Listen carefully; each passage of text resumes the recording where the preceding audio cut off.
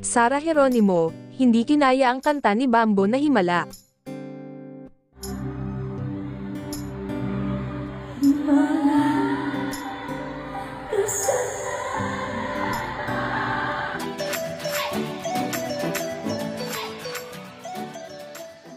Pinusuan ng mga netizen ang The Voice of the Philippines coach na si Bambo Manyalok matapos maging to the rescue kay popstar royalty Sarah Geronimo Gidicelli habang kumakanta ito ng Himala.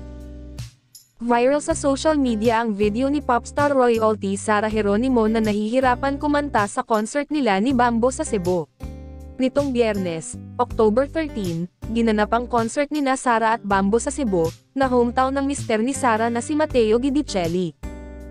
Kaya naman espesyal para kay Sarah ang concert dahil mga kababayan ni Mateo ang kanilang kinakantahan.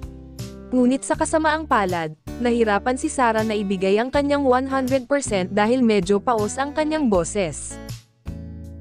Sa video na ibinahagi ng isang local news page, mapapanood si Sarah na nasa stage at mag-isang kinakanta ang sikat na kanta ni Bambo na Himala. Ngunit umpisa pa lang, kapansin-pansin nang nahihirapan si Sarah sa pagkanta. Sa isang banda, sinabayan na lamang siya ng audience dahil talagang kinakapos siya sa boses at hindi na matapos ang lyrics. Kahit na ganoon, umupo lamang si Bambo sa tabi ng banda at ibinigay pa rin ang spotlight kay Sarah. Ayan na ang himala ko. Palakpakan po natin, Coach Bambo, say ni Sarah sa pagsalo sa kanya ni Bambo. Si Sarah naman, himalang nakabuelo at nahit naman ang matataas pang nota, sa suporta na rin ng crowd. Himalang, natapos naman niya ang pag-awit para sa mga dumalo at nasa sabik na mapanood siya. Puri naman ng mga netizen sina Sarah, lalong-lalo na si Bambo. Pero kahit nagkaroon ng problema sa pagkanta ay pinuri pa rin ang wifey ni Mateo Gidicelli ng mga netizen dahil dama pa rin nila ang pagkanta nito.